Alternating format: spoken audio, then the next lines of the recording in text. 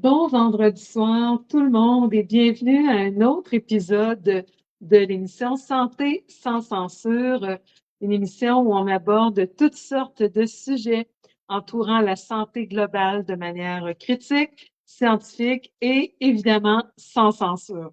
Mon nom est Chantalane Dumas, je suis naturopathe agréée, également formée en anthropologie médicale.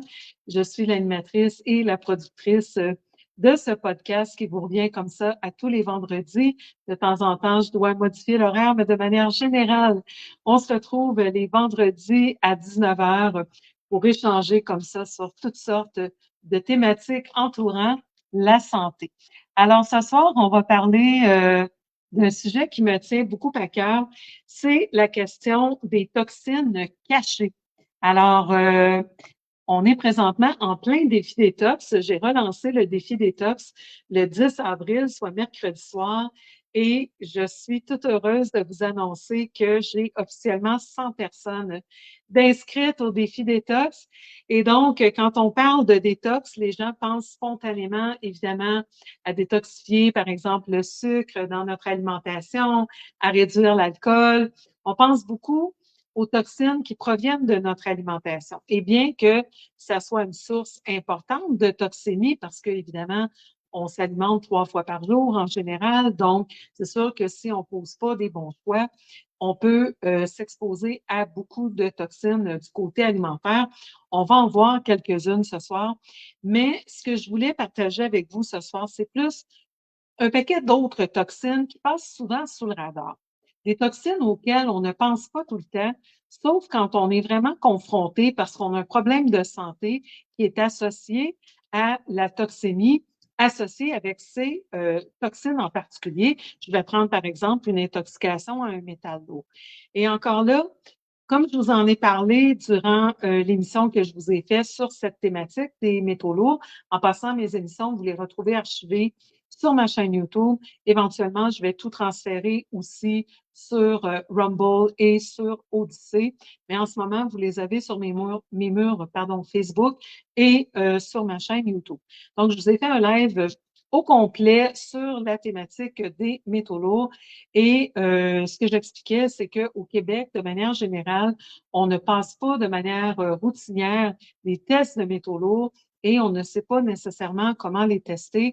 Et donc, très souvent, les gens ont des niveaux assez importants de métaux lourds quand je les teste, moi, en médecine fonctionnelle. Et c'est quelque chose qui n'avait pas du tout été identifié du côté de la médecine conventionnelle. Donc, ça, c'est un des exemples euh, des troubles associés à la toxicité qu'on peut rencontrer et ça peut avoir carrément passé sous le radar. On est exposé régulièrement à plus de 84 000 produits chimiques. Et ce qu'on doit savoir, parce que, encore une fois, on pense toujours que tout ce qui est sur le marché, ça a été testé par Santé Canada ou la FDA aux États-Unis, et on a ce vieux réflexe, j'espère de moins en moins depuis la pandémie, mais on a souvent ce vieux réflexe de penser que les autorités font le travail pour nous de vérifier si les produits chimiques en circulation sont testés, sont inoffensifs et tout ça. Malheureusement, ce n'est pas le cas. De ces 84 000 produits chimiques en circulation, il y a environ 1 des produits qui ont été testés. Et ce qui est encore plus problématique, c'est que quand on fait les tests de toxicité, évidemment, on prend des gens en bonne santé, on prend des hommes avec un poids moyen de 75 kilos, qui ne prennent pas de médicaments, qui s'exposent à une très courte période de temps aux produits chimiques qu'on veut tester et seulement à celui-là. Alors que dans la vraie vie, ben, il y a toutes sortes de gens qui ont peut-être des variations dans leur capacité génétique à se détoxifier, qui prennent peut-être des médicaments qui affectent leur capacité à se détoxifier, qui ont un poids, une taille différente.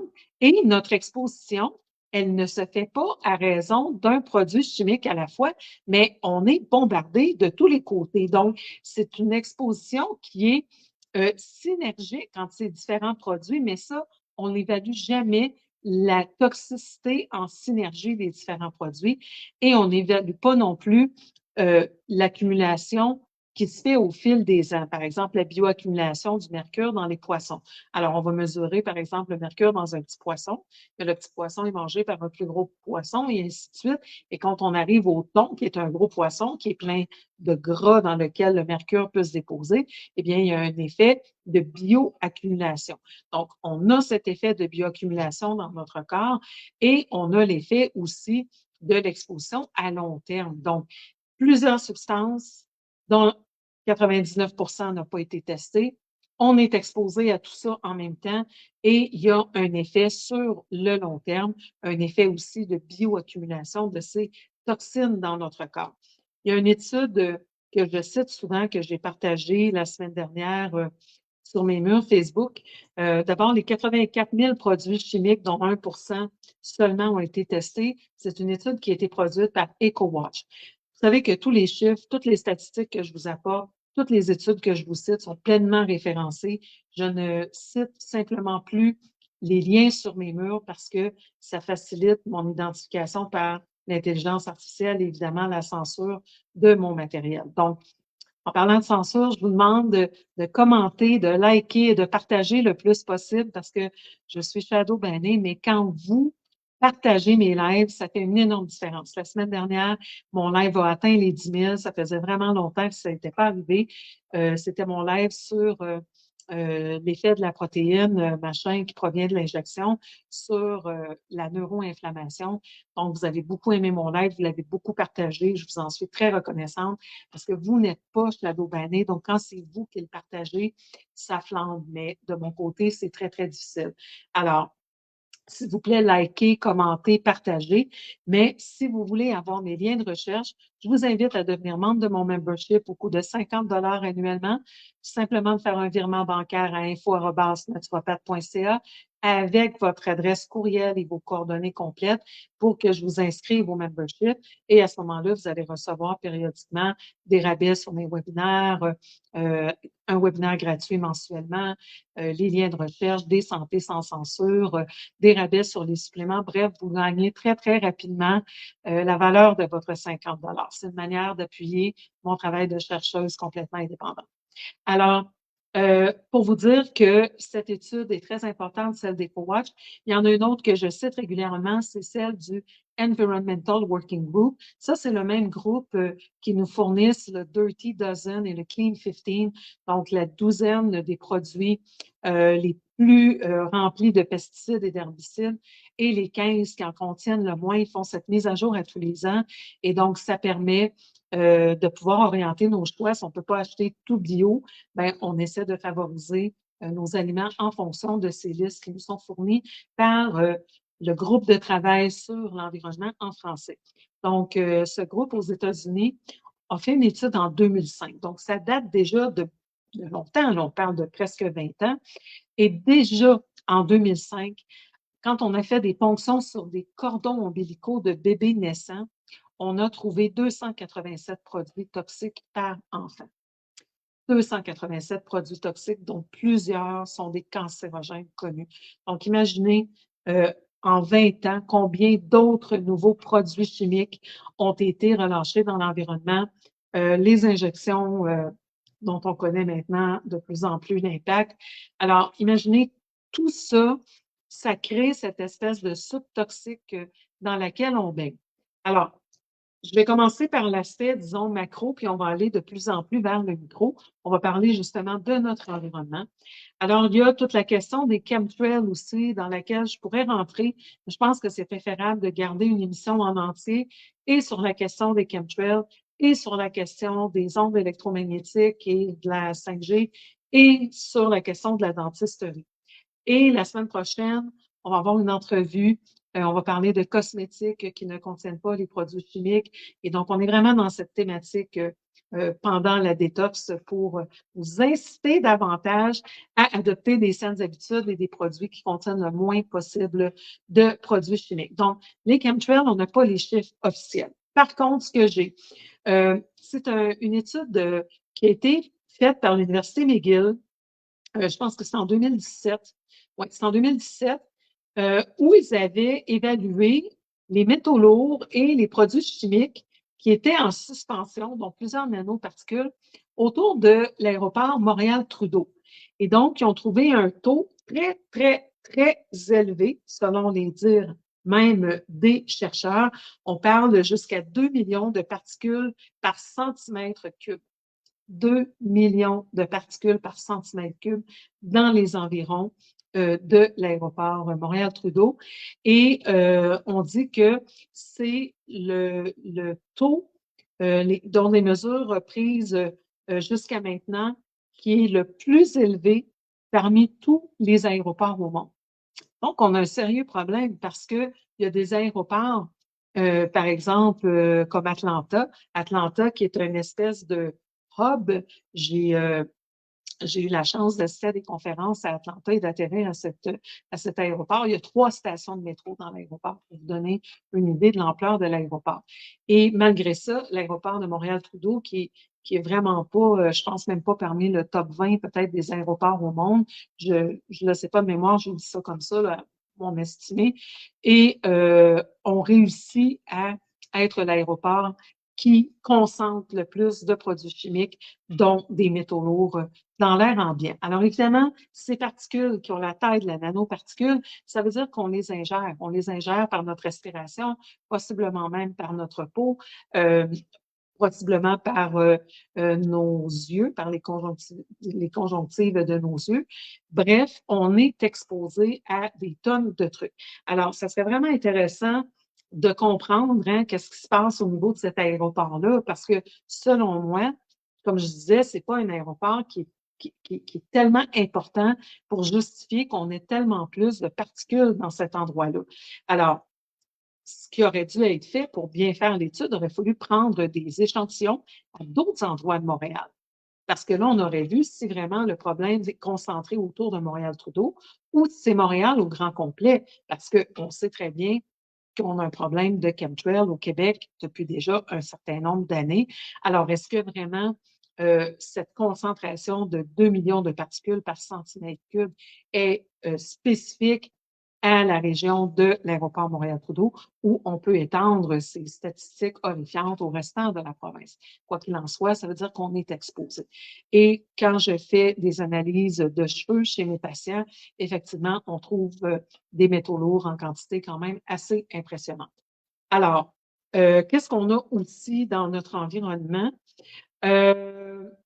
Plusieurs choses. Par exemple, le problème des moisissures. Le problème des moisissures, quand on parle de nos conversations courantes ou même quand on fait un peu d'immobilier comme j'en fais ici, il y en est presque jamais question des fameux problèmes de moisissure. Pourtant, dans ma pratique clinique, j'ai rencontré des gens qui avaient des problèmes de santé sérieux, allant jusqu'au cancer, causés par des moisissures dans leur maison. Et selon les statistiques que j'ai pu trouver, c'est des statistiques américaines, mais on dit qu'il y a jusqu'à 47 des maisons aux États-Unis euh, qui ont des niveaux de moisissure dangereux. Bon, évidemment, aux États-Unis, on a toutes sortes de climats. On sait que, par exemple, l'État de la Floride est particulièrement humide, donc c'est 47 au niveau national. Probablement qu'au Québec, ça risque d'être un peu moins. On n'a pas le même niveau d'humidité, mais par contre, on a beaucoup de neige, on a des crues importantes au printemps, des inondations régulièrement aussi. Alors, cette eau qui est omniprésente peut générer des moisissures. Et donc, dans cette même étude qu'on a fait aux États-Unis, on a vu que 85 des édifices commerciaux avaient eu des problèmes associés à l'eau qui étaient compatibles avec des problèmes de moisissure.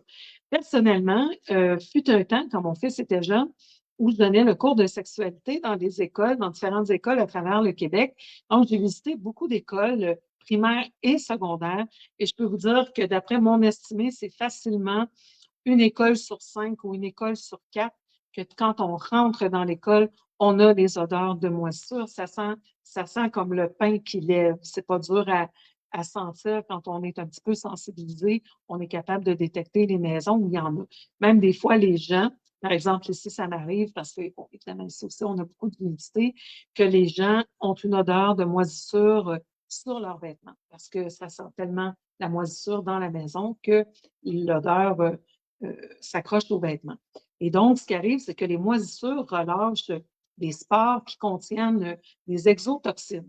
Et ces toxines ont un impact non seulement sur notre système respiratoire, mais également sur notre immunité, parce que si on est très, très, très exposé, par exemple, si vous en avez dans votre chambre à coucher, ça veut dire que 8 heures de temps, vous êtes exposé, vous absorbez donc ces mycotoxines qui peuvent éventuellement aussi s'implanter dans votre corps. Il y a des moisissures, des fois, de familles très similaires et tout ça qui vont se développer, comme par exemple la candidose dans notre corps.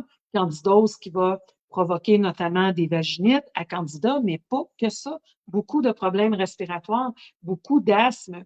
Ça peut aller même jusqu'à des cancers de poumons qui ont été causés par des moisissures dans la maison.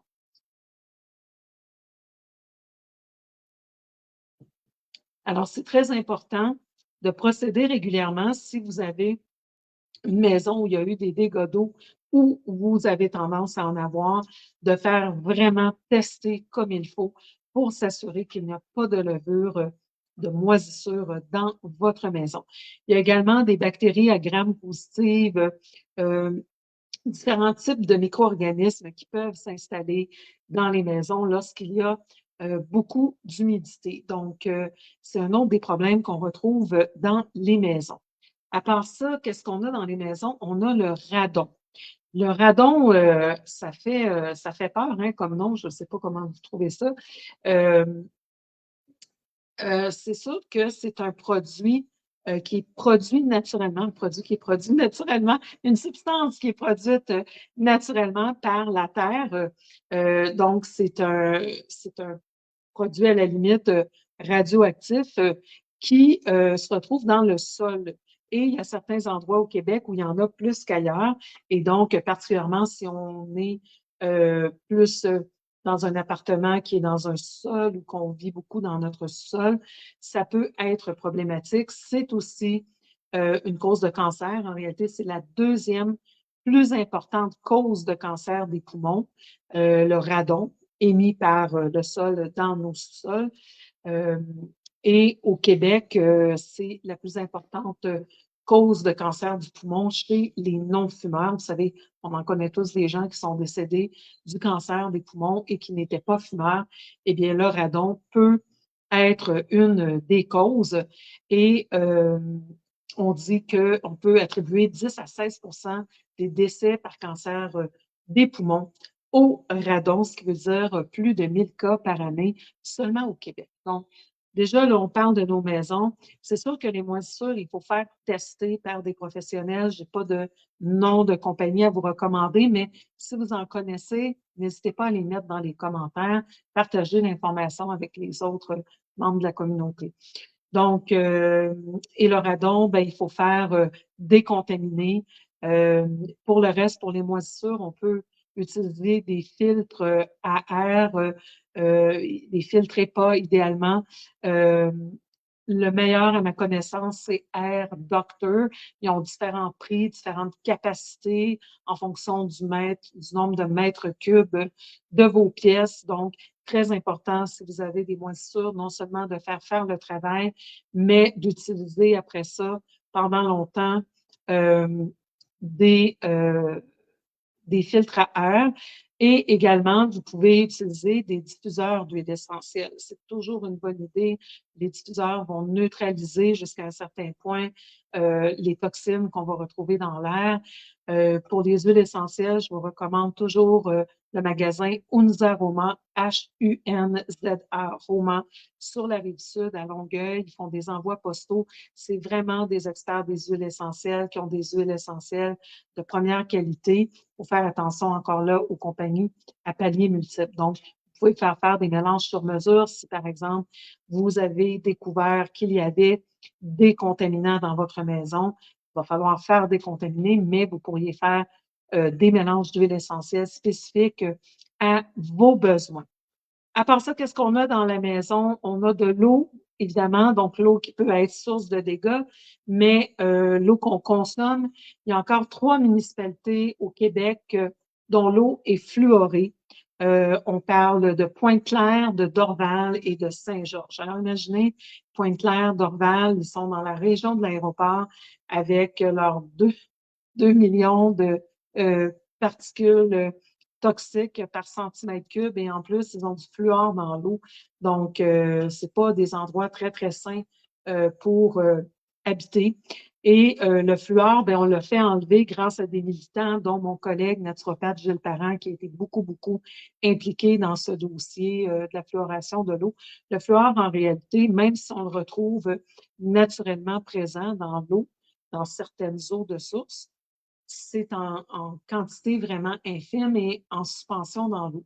Mais le fluor est un résidu industriel et on a mandaté des chercheurs de trouver qu'est-ce qu'on pourrait faire avec le fluor parce qu'il fallait le rejeter. Ça contaminait l'environnement, donc les industries voulaient voir comment ils pourraient faire pour faire de l'argent avec ça au lieu d'en dépenser. Et c'est comme ça qu'on a eu la bonne idée de fluorer l'eau des municipalités et de fluorer euh, les pâtes dentifrice et de nous faire des traitements au fluor chez les dentistes. On sait aujourd'hui que le fluor a un impact majeur sur notre glande pinéale. Ça calcifie en réalité la glande pinéale, qui est la glande de la spiritualité, qui nous connecte avec toute l'au-delà, tout le divin. Donc, le fluor calcifie la glande pinéale. Et en plus de ça, le fluor, ben, vous savez que certains antidépresseurs sont des molécules dérivées du fluor. Donc, c'est une façon aussi d'endormir la population. Donc, on a heureusement retiré le fluor de la plupart des municipalités, mais malheureusement, on offre encore des pâtes dentifrice qui contiennent du fluor. Il y a des pâtes dentifrice comme Sensodyne qui contiennent même du titanium. J'ai une cliente qu'on avait trouvé une intoxication au titanium. Je lui dis à la blague, qu'est-ce que tu fais? Est-ce que tu suces tes bâtons de golf? Elle me dit, pas du tout, je joue même pas au golf. Et elle s'est mise à chercher dans son environnement quelles pouvaient être les sources de titanium. Et c'est elle qui m'a fait remarquer que dans le Sensodyne, il y avait du titanium et elle se brossait les dents au Sensodyne 3-4 fois par jour. Donc, c'était suffisant dans son cas pour avoir développé une intoxication au titane. Donc, le fluor, c'est vraiment pas une bonne idée. Un proche parent du fluor, le chlore. Donc, pour les gens qui se baignent dans des piscines chlorées ou encore qui ont un spa à la maison qui contient encore du chlore. Le chlore, on peut le détecter dans des tests de médecine fonctionnelle, encore là, dans la prise de sang conventionnelle, vous ne testez rien de ça. Et il y a un marqueur qui sort dans mon cas qui s'appelle le xylone et c'est souvent associé avec la toxicité au chlore. Alors, l'idée, c'est pas, si vous ne pouvez pas transformer votre piscine ou votre spa pour utiliser le sel de mer, à ce moment-là, plutôt, il faudrait rajouter un acide aminé qu'on appelle la glycine dans vos smoothies, par exemple, ou dans votre alimentation. La glycine aide à supporter la détox dans notre foie du chlore. Donc, encore une fois, comme je vous le dis souvent, la naturopathie, c'est pas pour se priver de tout faire ou de tout manger ou de jouir de la vie, mais c'est pour apprendre à le faire en ayant des trucs, en ayant des moyens pour le faire sans nuire à notre santé en réalité.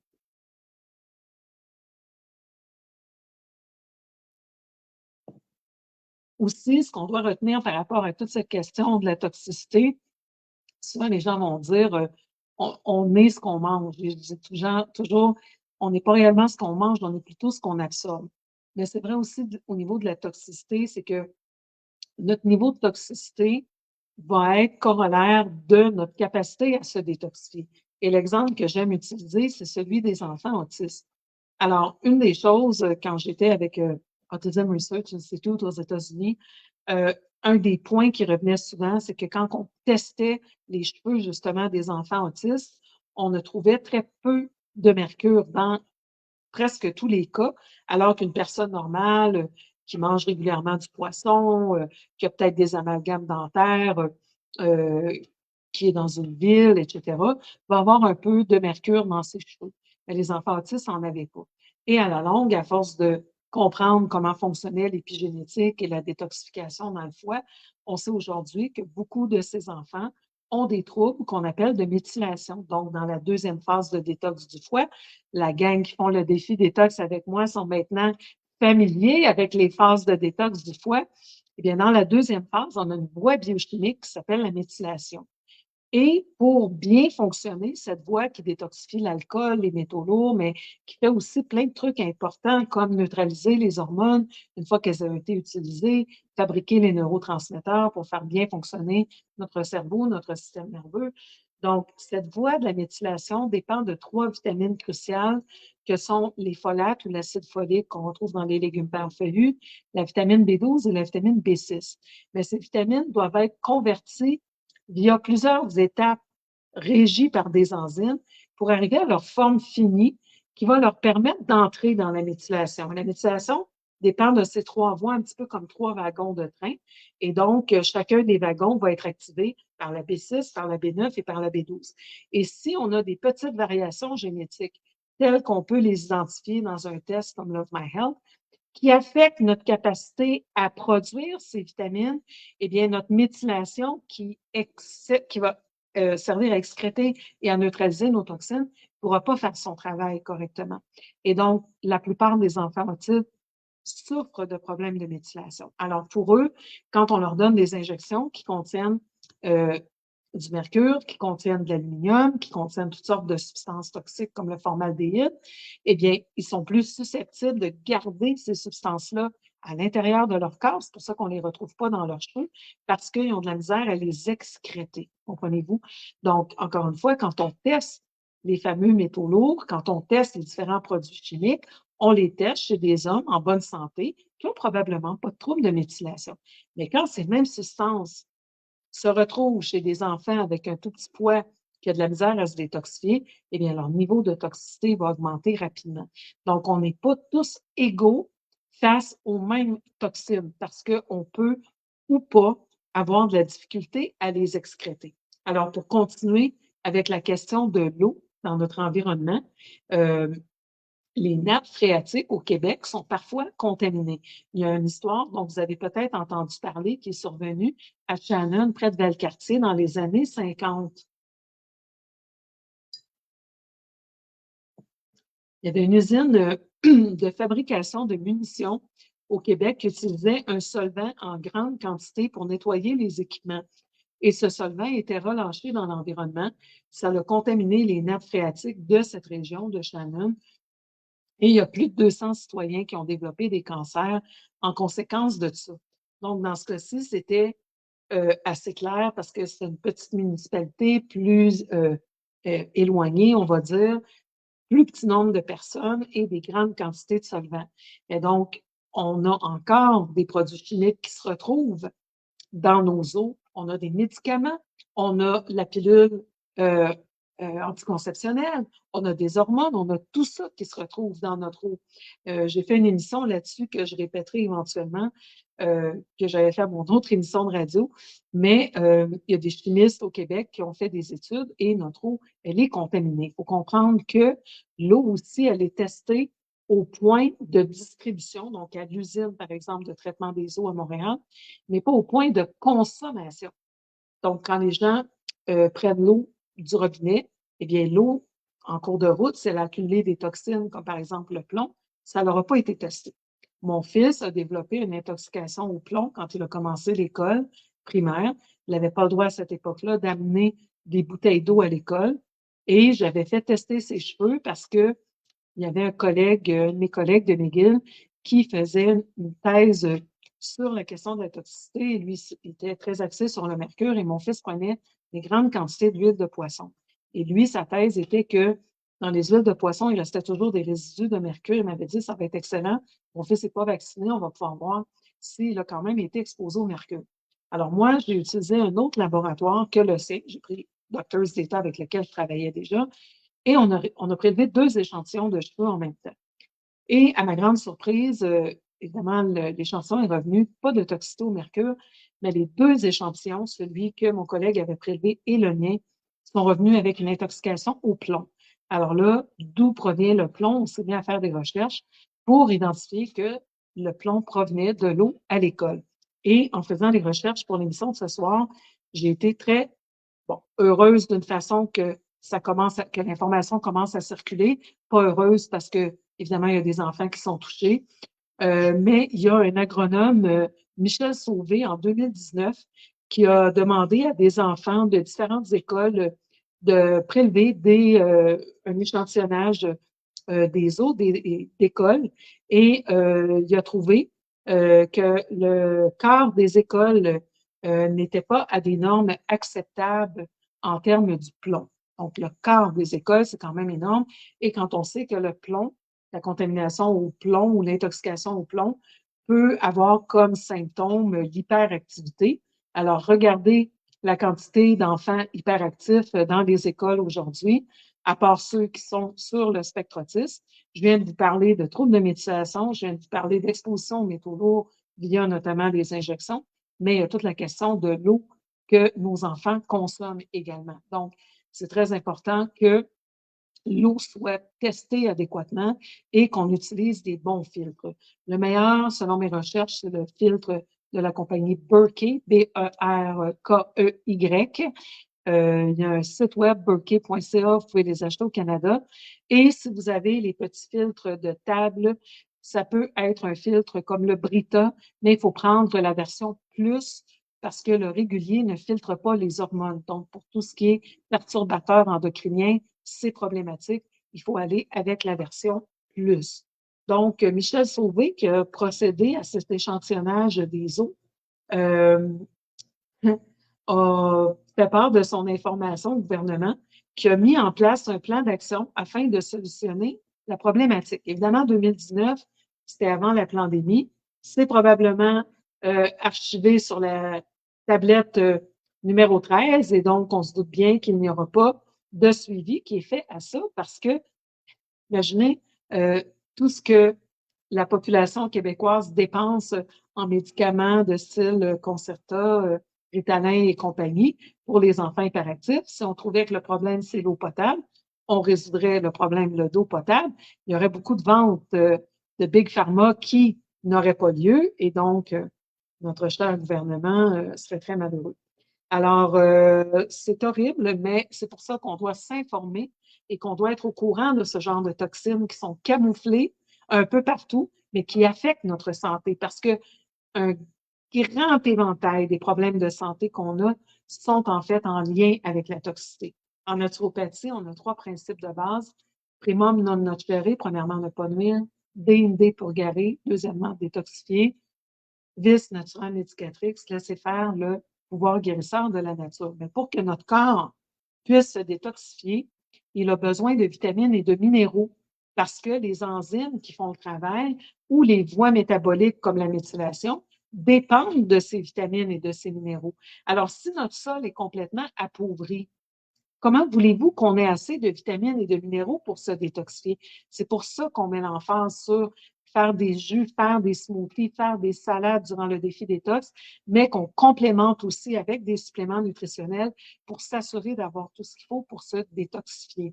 Les vitamines B, par exemple, on les trouve dans l'enveloppe entière des céréales avec tous les produits transformés. C'est pratiquement impossible d'en avoir suffisamment. Et si on a les petites variations génétiques dont je parlais, eh bien là, c'est clair qu'on n'en aura pas assez. Le magnésium est carencé chez pratiquement tout le monde que je teste. Ça prend des tests spécifiques. Quand on fait une prise de sang, on voit moins d'1% du magnésium parce que le magnésium, il se retrouve dans nos os, dans nos dents et à l'intérieur des tissus et tout ça. On ne le retrouve pas en circulation dans le sang. On trouve 1%. Donc, évidemment, vous ne verrez pas une carence en magnésium dans une prise de sang ordinaire. Même chose pour le calcium. Donc, c'est vraiment des tests spécialisés qu'il faut faire ou sinon on travaille avec les symptômes. Et donc, le magnésium travaille avec 300 familles d'enzymes. Si on a une carence de magnésium, 300 familles d'enzymes, donc plusieurs impliqués dans la détox, ne feront pas leur travail correctement, comprenez-vous? En passant, les vitamines B et le magnésium sont absolument cruciaux pour notre système nerveux aussi, pour la gestion du sucre, des glucides aussi.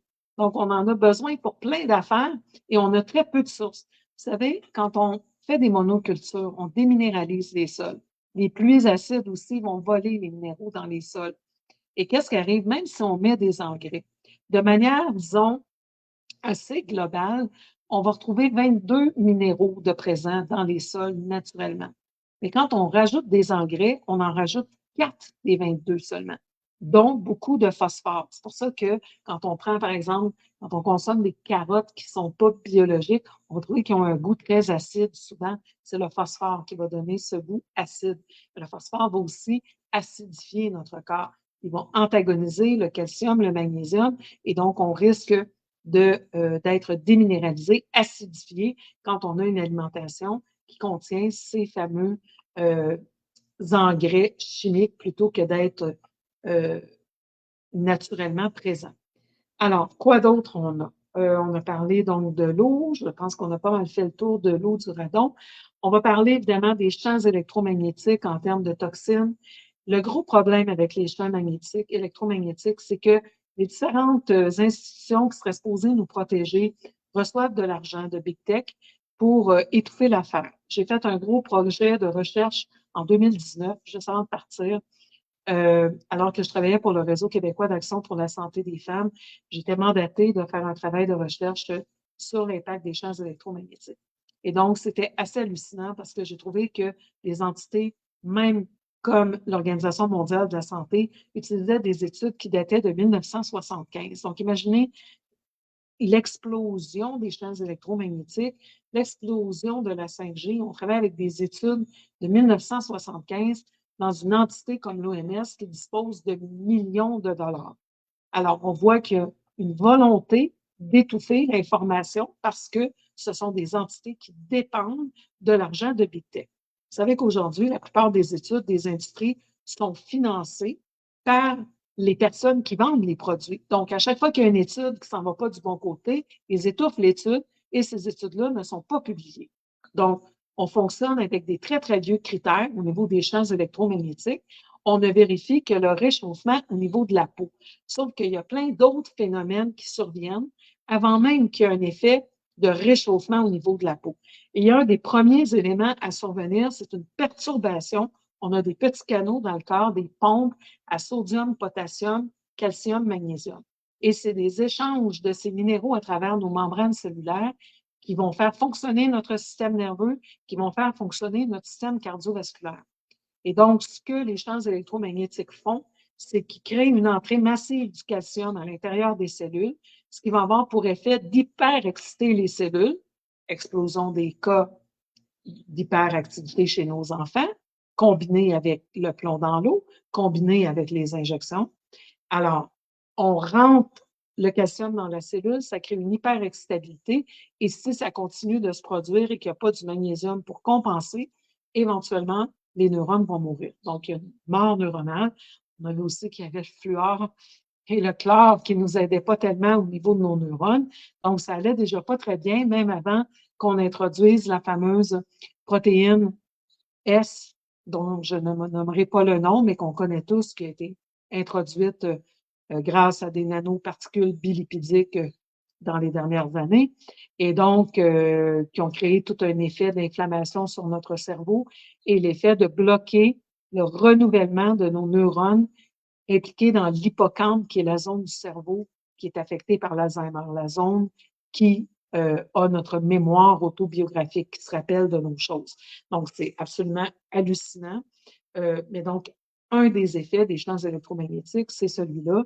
Il y a des perturbations au niveau des chromosomes, au niveau de l'ADN, au niveau de notre descendance.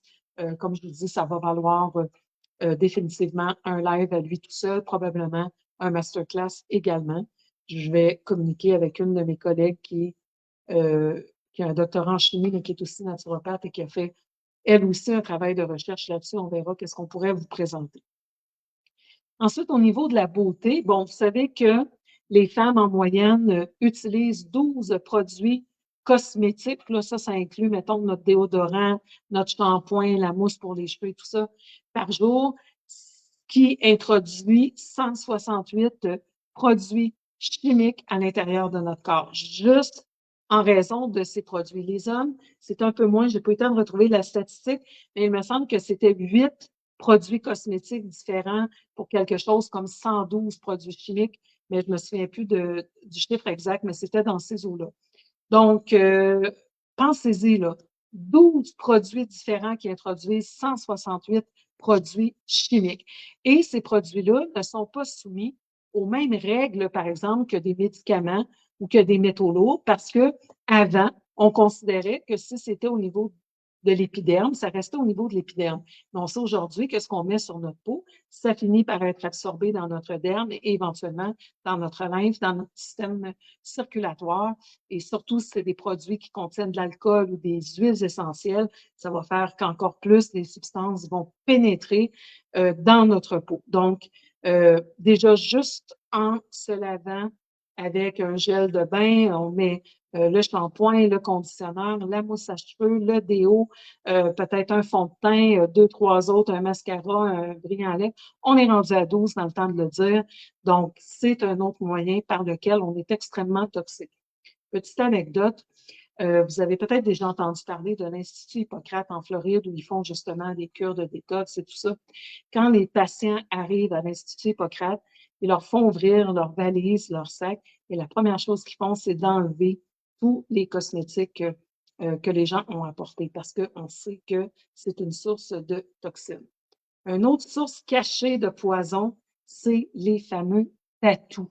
Alors, je sais que je vais en faire capoter une gang ce soir parce qu'il y a beaucoup de gens maintenant qui ont des tatous. Je vais juste partir le ventilateur, excusez-moi, il fait extrêmement chaud.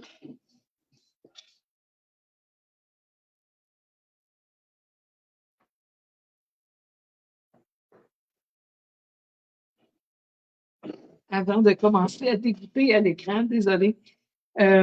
Donc, les fameux tatous introduisent notamment des métaux lourds dans notre corps. Alors, du cobalt, du cadmium et du mercure pour faire les couleurs vertes, bleues, jaunes et rouges, de l'oxyde de fer, du dioxyde de titane, du carbone et du manganèse pour les couleurs brun, blanc, noir et violet. L'oxyde de fer est aussi présent dans 1 à 4 de toutes les encres de tatou. On retrouve aussi de l'aluminium, du calcium, du cadmium pour les teintes qu'on utilise pour illuminer les couleurs et pour faire des espèces de dégradés. Donc, les tatous sont une autre source de toxicité. Encore là, si vous vous êtes fait un petit papillon euh, sur la jambe quand vous aviez 18 ans, il y a de fortes chances que vous avez probablement éliminé en grande partie vos encres et vos métaux lourds, si c'était la seule source de métaux lourds dans votre cas. Mais pour les gens qui ont des grandes parties de leur corps recouvertes de tatouages, ça peut être significatif. À part ça, on a les fameuses teintures à cheveux. Et c'est intéressant parce que le henné, vous savez, il y a différentes qualités de henné. Alors, des gens ont recours au henné plutôt qu'aux teintures pour justement éviter les produits chimiques. Mais si le henné n'est pas certifié complètement naturel, vous pouvez vous retrouver aussi avec des produits chimiques dans le henné.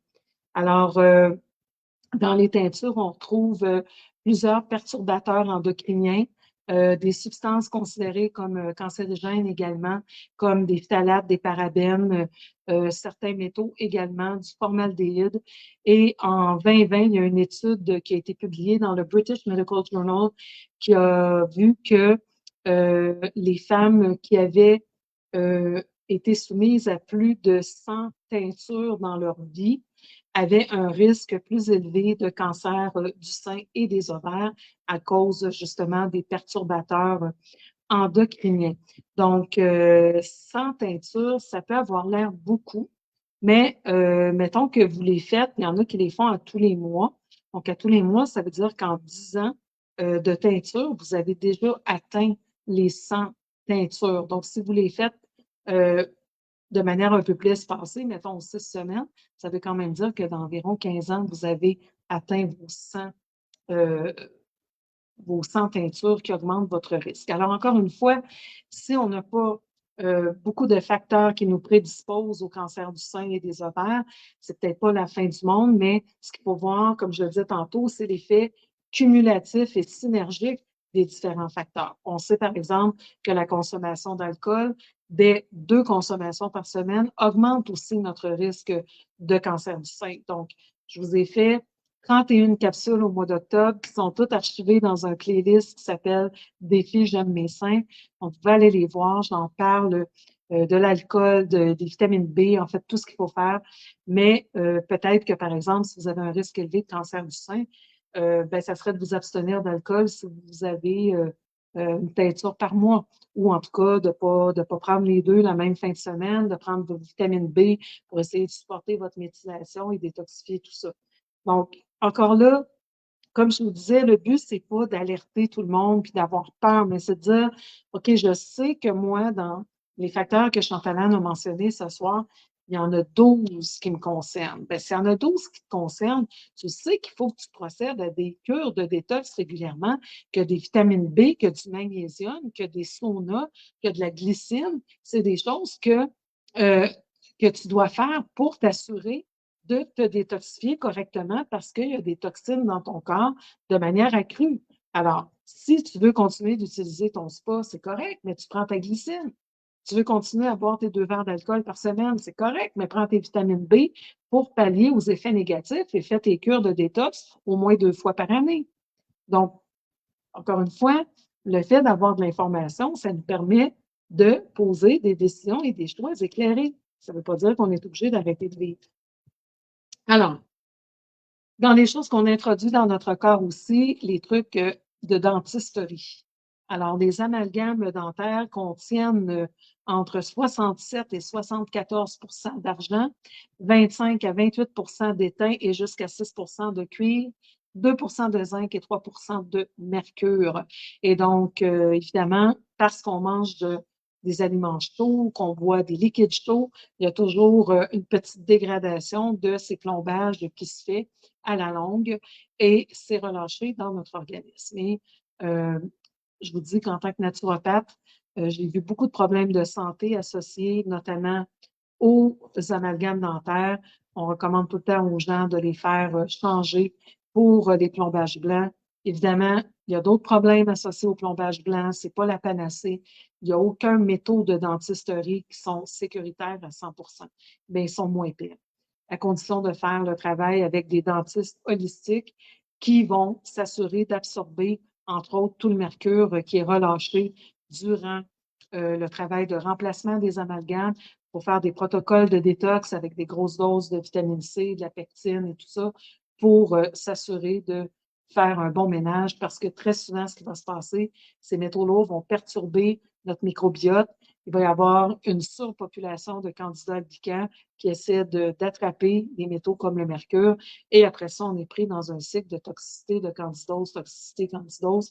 Alors, l'idéal, c'est de se faire enlever ces trucs-là, mais de le faire correctement. Et je vais essayer d'avoir un dentiste holiste qui viendra nous parler à Santé sans censure dans les prochaines semaines. Au niveau des toxines dans notre alimentation, bien, celle dont je vous parle tout le temps, c'est évidemment le gluten. Le gluten qui est non seulement toxique parce qu'il a été trafiqué par l'industrie agroalimentaire canadienne, étant donné que c'est un des produits phares de l'économie canadienne, le blé. On a augmenté le contenu en gluten de 70 Donc, on a du blé nain aujourd'hui qui croît plus rapidement, qui est très concentré en gluten, parce que le gluten, c'est ce qui donne le côté moelleux au pain. Donc, on a un blé trafiqué qui est aspergé de glyphosate, qui est un herbicide cancérigène de Monsanto, maintenant Bayer, et qui est une molécule extrêmement pro-inflammatoire et qui crée de la porosité intestinale. On parle de tout ça aussi dans le défi détox. Donc, le gluten est la principale toxine qui provient de notre environnement. Les produits laitiers peuvent être toxiques jusqu'à un certain point, surtout si on est intolérant. Mais on sait qu'à travers les produits laitiers, on introduit normalement de l'hormone de croissance et différents facteurs dans notre organisme. Ça reste des grosses protéines très encrassantes et difficiles à digérer. Donc, il faut vraiment minimiser notre consommation de produits laitiers. Et si on en consomme, il faut les prendre qui ont été transformés, comme par exemple dans le yogourt, par les bactéries, si vous le tolérez, évidemment, si vous n'avez pas de réaction allergique, de la protéine de petit lait, par exemple, mais pas, par exemple, de boire des verres de lait parce que pour la majorité des gens, c'est très encrassant.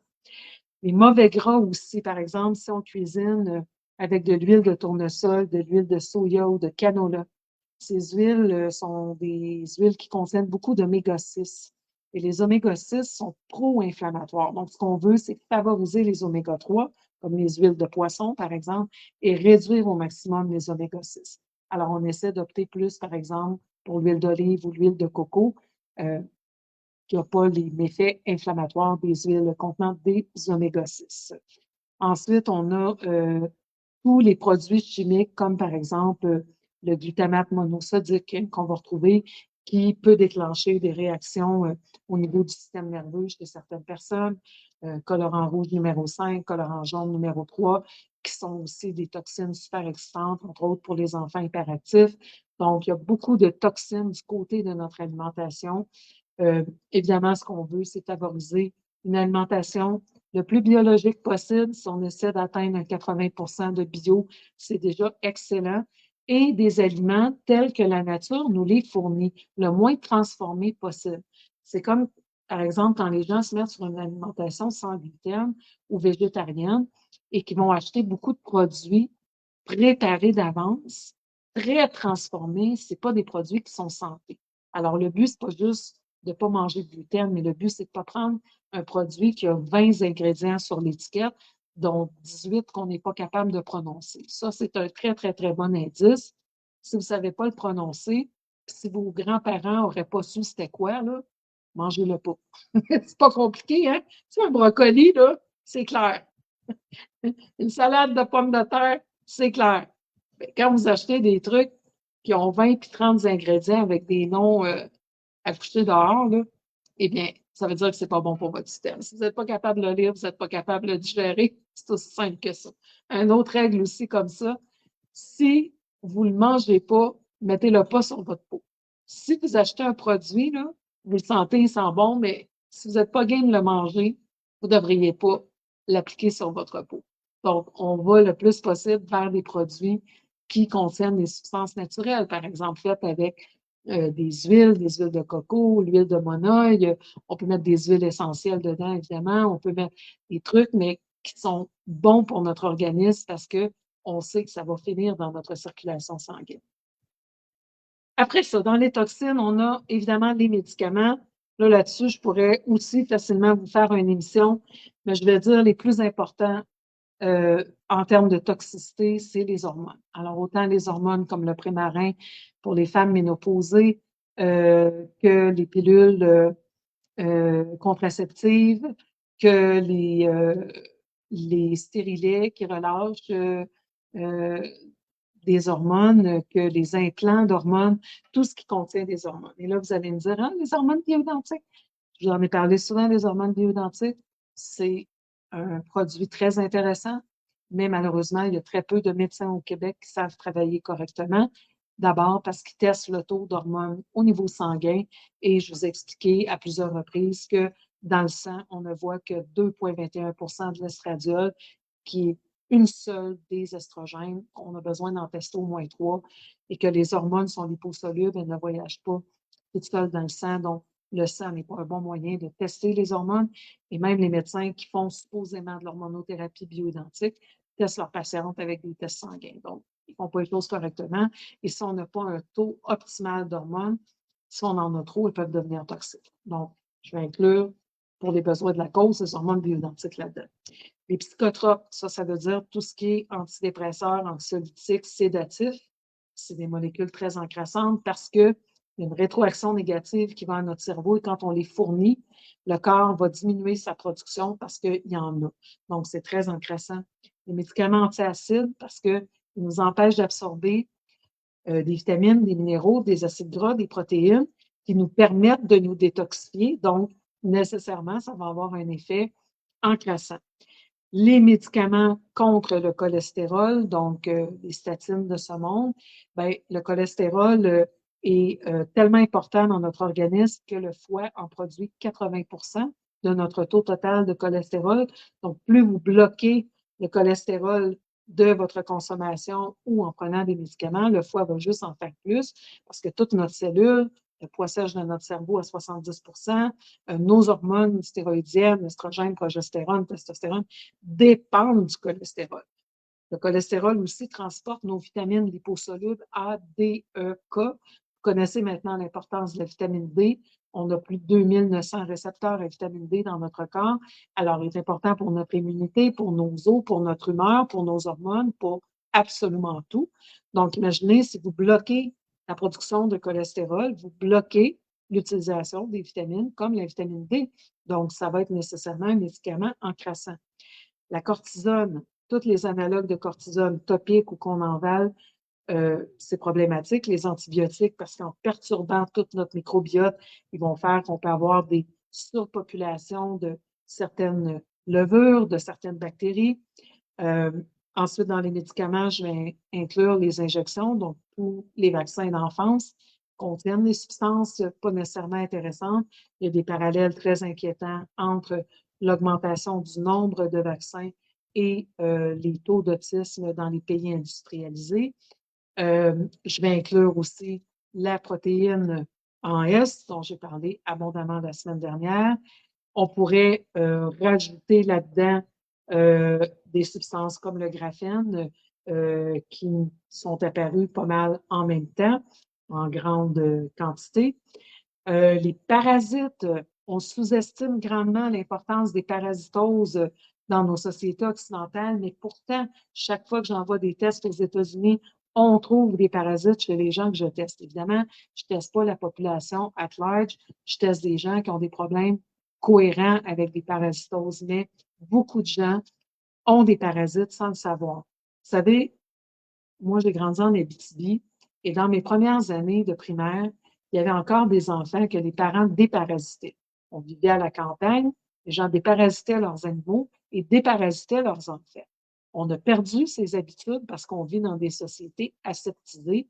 Et même si on est aseptisé, des fois, on peut attraper une salmonellose, on peut attraper un Escherichia coli, on peut attraper euh, n'importe quoi en visitant des hôpitaux, en jouant dans le parc, il y a des pipis de chats, de chiens.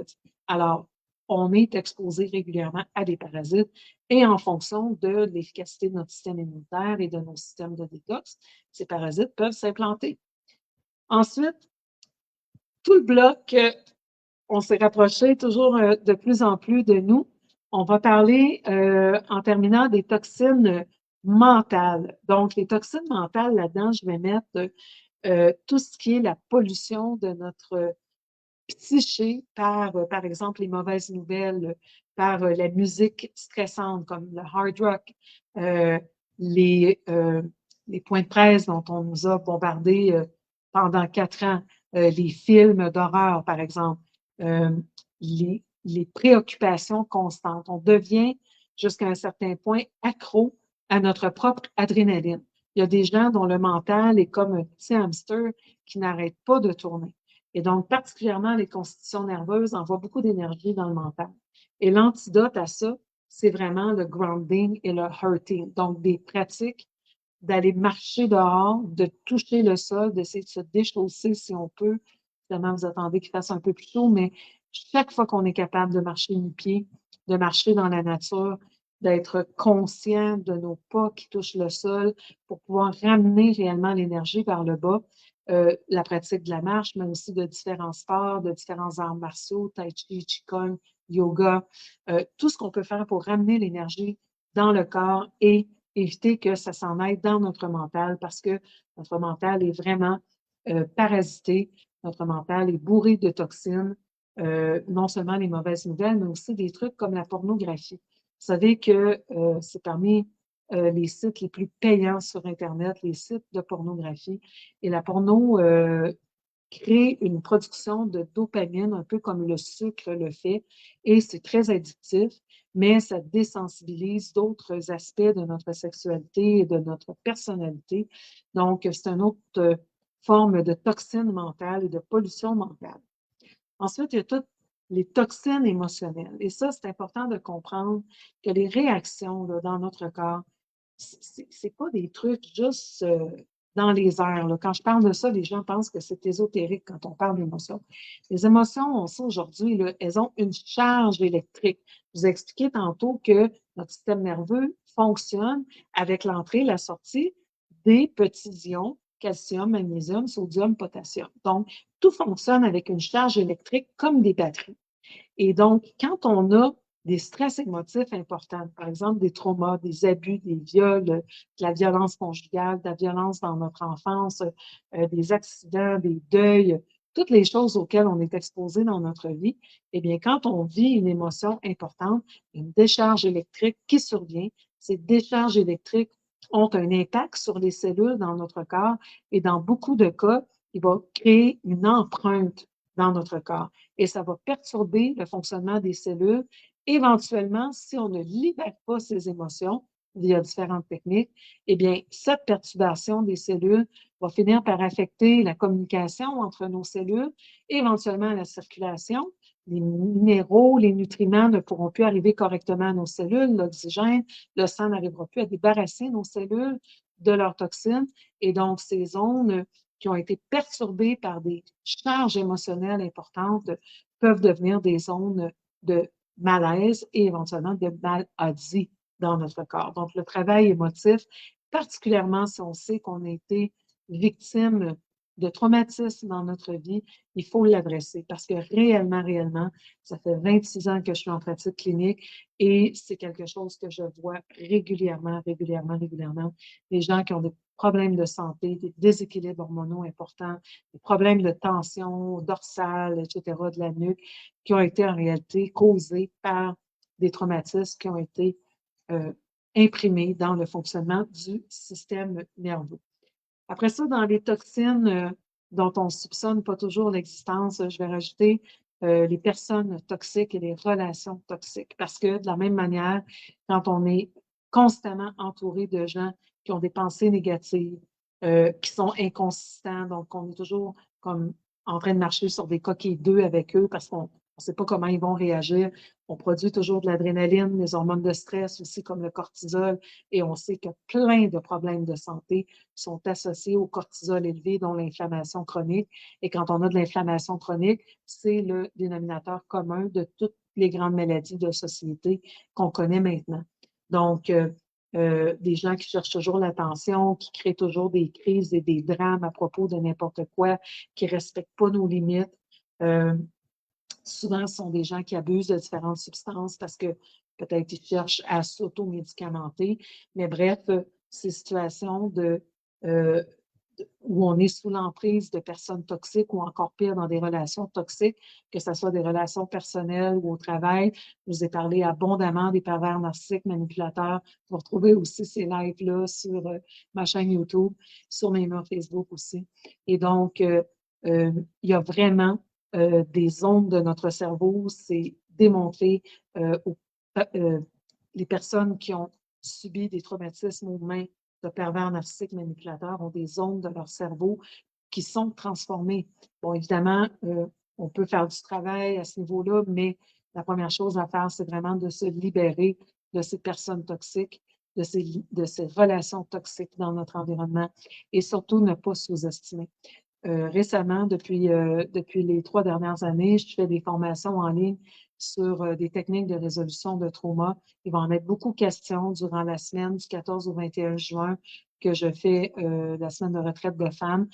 C'est sous le thème des libérations et on va faire beaucoup de la libération de trauma parce que je me rends compte en travaillant avec les femmes, avec les problèmes hormonaux, que très souvent, il y a des traumas qui ont été emmagasinés et dont on ne soupçonne pas, encore une fois, l'existence, qui vont affecter notre santé négativement, notre équilibre hormonal, entre autres. Alors, ça fait le tour. Écoutez, je pourrais vous en parler longtemps. C'est un sujet qui me fascine parce que j'étais prof pendant 13 ans de détox à l'école de naturopathie.